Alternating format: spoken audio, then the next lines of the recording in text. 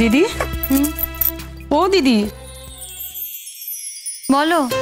বলছি যে তোমাকে যারা নিয়ে যাবে না তারা নিচে এসে বসে আছে, তো তোমার এসকর্ট করার গাড়িও চলে এসেছে গো। তোমার দেরি হবে নাকি?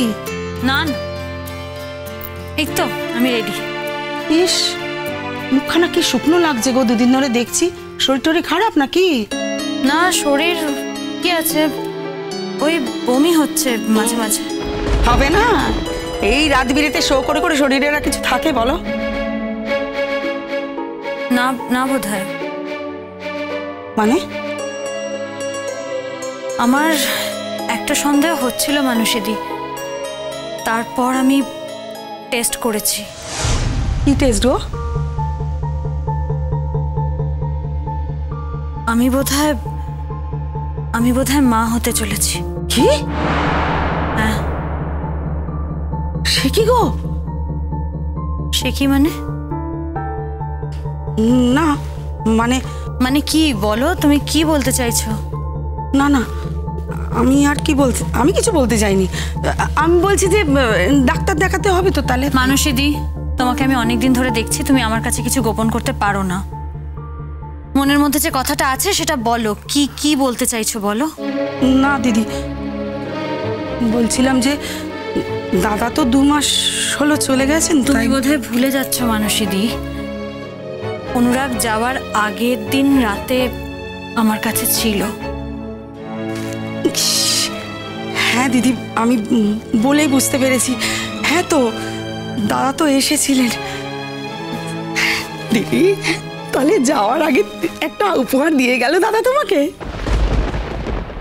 উপহারই বটে। যাওয়ার পর থেকে আর একবারও ফোন করে ও কোনো খোঁজ নেওয়ার চেষ্টা করেনি। তুমিও তো ফোন করোনি গো। কি করে ফোন করব আমি? ওর ওখানকার নাম্বার কি আছে আমার কাছে? তাছাড়া ও যখন ফোন করার প্রয়োজন বোধ করেনি, তখন আমারও ওকে ফোন করার কোনো প্রয়োজন নেই। করো করো করো, যুদ্ধ করো। উফ, যাক বাবা, এতদিন পরে যুদ্ধের দিন শেষ। তোমাদের বাঁধবে বলে একজন আসছে। উফ, তুমিও যেমন। মানে? মানে আবার কি? দেখো না, এটা নিয়ে এখন কত তোলপাড় শুরু হয়। ওমা, কিসের তোলপাড়? ওমা, তোলপাড় না, এই তো এবার কথা ওঠা শুরু হবে। অনুরাগ কতদিন হলো চলে গেছে, এখন মেঘলা কনসিভ করলো কি করে, ওদের তো সেপারেশন হয়ে গেছে, কত কথা যে উঠবে এখন। সবার এত কথা বলার দরকার কি বলো তো বাপু? হ্যাঁ, সেপারেশন আবার কিসের?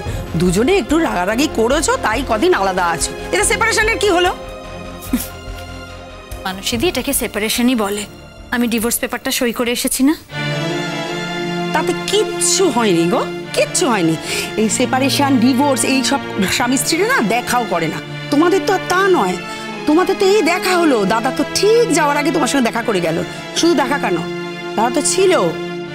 আরে বাবা, তোমাদের যদি কিছু না থাকতো তুমি কি তাকে থাকতে দিতে? না এক ঘরে শুতে? তার মানে নিশ্চয়ই তোমাদের মনে ছাড়াছাড়ি হয়নি, তাই না? তাই তো এইসবগুলো করলে। যাকে এসব কথা বাদ দাও। শোনো না, বলছি যে ও বাড়িতে তো একটা খবর দিতে হবে নাকি? কোন বাড়িতে? আরে ও বাড়িতে মানে শ্বশুর বাড়িতে গো। বর নেই তো কি আছে, শ্বশুর বাড়ির লোকজন তো আছে, তারা অন্তত জেনে রাখো। না মানসীদি, ওই দেখো আবার জেদ করো। মানসীদি প্লিজ, জানো তো এই জন্য তোমাকে আমি কথাটা বলতে চাইনি। আমি জানতাম বললেই তুমি আমাকে কথা শোনা। না গো দিদি, আমি কথা শোনাচ্ছি না গো, বাচ্চাটার কথা ভেবে। আরে বাবা, বাচ্চাটারও তো একটা মান সম্মান আছে গো। তার আশা নিয়ে যদি 5 জন 5 কথা বলে, সেটা তো আমরা কেউ চাই না। তাই বলছি, সময় থাকতে থাকতে শ্বশুরবাড়িতে একটু জানিয়ে দাও। না মানসীদি, আমি আগ বাড়িয়ে কাউকে কিচ্ছু জানাবো না। যে আসছে সে আমার, আমি তাকে মানুষ করব। আমার আগের বাচ্চাটা কিভাবে শেষ হয়ে গেছিল তুমি জানো তো? জানি না আবার। উফ, এমন কাজ যে করতে পারি সেরকম পাষণ্ড আর একটাও আছে নাকি এই দুনিয়ায়? বাদ দাও। অবশ্য আমি শুনলাম ও নাকি জেল থেকে ছাড়া পেয়েছে। যাকে যাক যাক যাক, যেখানে পারে যাক। ওর কথা শোনার আমার কোনো দরকার নেই। যেখান থেকে খুশি ছাড়া পাক, যেখানে যাক, কি দরকার আছে? না গো দিদি, জানার দরকার আছে। কেন বলো তো? একবার জেল থেকে ছাড়া পেয়েছে মানে না, তোমাকে আবার ও বিপদে ফেলতে পারে। বাচ্চাটার আবার কোনো বিপদ আসতে পারে, বুঝলে? ও দিদি, তুমি একদিন কিন্তু খুব সাবধানে থেকো। হ্যাঁ, চিন্তা করো না মানুষিদি, আমি আর আগের মেঘলা নেই। আগের থেকে আমি এখন অনেক বেশি অ্যালার্ট। অবশ্য এই কদিন কাগজে যা পড়ছি তাতে তো পড়লাম ও নাকি একদম অন্য মানুষ হয়ে গেছে, পাল্টে গেছে একদম। জীবনেও পাল্টাবে না, ওর মতো মানুষ না জীবনে পাল্টাতে পারে না। ছাড়ান দাও ওর কথা। বাবা, ওর যা গল্প শুনেছি না, উফ। কি জানি এক জীবনে মানুষ যে কি হতে পারে আর কি হতে পারে না, সেটা কি কিছু বলা যায়? আচ্ছা দিদি, এই শরীর নিয়ে তুমি গান গাইতে পারবে? পারতে হবে। আজকে তো টাকা নিয়ে নিয়েছো, গান গাইতেই হবে। আর যে হারে তোমার শো আসছে, বাবা রে বাবা, মাঠে ঘাটে গান গাইতে গেলে দিদি লোকজন কিরমভাবে এসে তোমাকে ছেঁকে ধরে, আমার কিন্তু দেখে খুব ভয় লাগে জানো। যে তোমার বাউন্সাররা কিন্তু খুব ভালো, হয় সুন্দর সামাল দেয়। তা কিন্তু ঠিক, সত্যি ওরা আছে বলেই। তবে জানো তো, মাঝে মাঝে আমি ভাবি, এই যে এত মানুষ আমাকে এত ভালোবাসে, আশীর্বাদ করে, একবার দেখতে চায়, ছুঁতে চায়,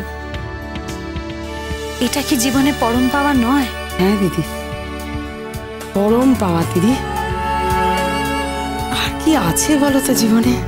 তবে কি জানো তো মানুষটি, এইটা আমি চাইনি।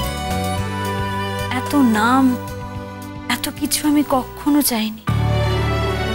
আমি সবসময় একটা ছোট গণ্ডির মধ্যে, একটা ছোট বৃত্তের মধ্যে থাকতে চেয়েছি। আমি সবসময় চেয়েছি আমার কাছের মানুষরা, আমার বাড়ির লোকেরা আমাকে ঘিরে থাকবে, আমাকে আদর যত্ন ভালোবাসায় ভরিয়ে রাখবে। যাকে ছাড়ো, কি বলতে কি সব বলছি। শোনো না, বলছি যে ওই যারা নিচে দাঁড়িয়ে আছে তাদেরকে গিয়ে বলো 5 মিনিট লাগবে আমার, একটু দাঁড়াতে, আমি চলে আসবো। তাহলে কি করবে কিছু ভাবলে? কোনটা আবার কি করব? ভারে এত বড় একটা ঘটনা ঘটলো, বাচ্চার বাবাকে কিছু জানাবে না? না মানুষিদি, বাচ্চার বাবা তো নিজে থেকে কিছু জানতে চায়নি। সেই রাতে কি ঘটেছিল সেটা তো সে খুব ভালো করে জানে। তারপরে কি হতে পারে, তার কি পরিণাম হয়েছে, সেসব জানার তো এতটুকু প্রয়োজন সে বোধ করেনি। সে যখন নিজে থেকে কিছু জানতে চায়নি, আমি আর কাউকে কিচ্ছু জানাবো না। তুমি এই নিয়ে আমাকে প্লিজ কোনো রিকোয়েস্ট করো না। দিদি, দিদি আমি একটা কথা বলছি, তুমি তুমি তো এখন বাড়ির বাইরে আছো এবং আলাদা আছো, তাই না? এটা নিয়ে কিন্তু নানান জন নানান কথা বলবে। আমি তো তোমার থেকে বয়সে বড়, আমি এবার রিকোয়েস্ট করছি, তুমি প্লিজ আমার কথাটা একটু। না মানুষিদি প্লিজ, আমি তো তোমাকে বলছি, তুমি আমাকে শুধু শুধু এসব নিয়ে কোনো রিকোয়েস্ট করো না, আমি রাখতে পারবো না। শোনো, একদিন আমাকে নিয়ে কেউ খারাপ কথা বললে আমার খারাপ লাগতো, কষ্ট হতো, আমি বিপর্যস্ত হয়ে যেতাম, মেন্টালি খুব ডিস্টার্ব হয়ে পড়তাম। কিন্তু আজ সেসবে আমার কিচ্ছু যায় আসে না। আমি ওই সময়টা কাটিয়ে এসেছি মানুষেরই, ওটা আমি ওভারকাম করে ফেলেছি। আজ যারা আমাকে নিয়ে কথা বলবে তাদের ওই ছোট্ট বৃত্ত থেকে আমি অনেকটা উপরে উঠে এসেছি। আজ আর আমার ওসব নিয়ে কিচ্ছু মনে হয় না। দিদি দিদি দিদি, তুমি তো একটা পাবলিক ফিগার এখন, কি বলো?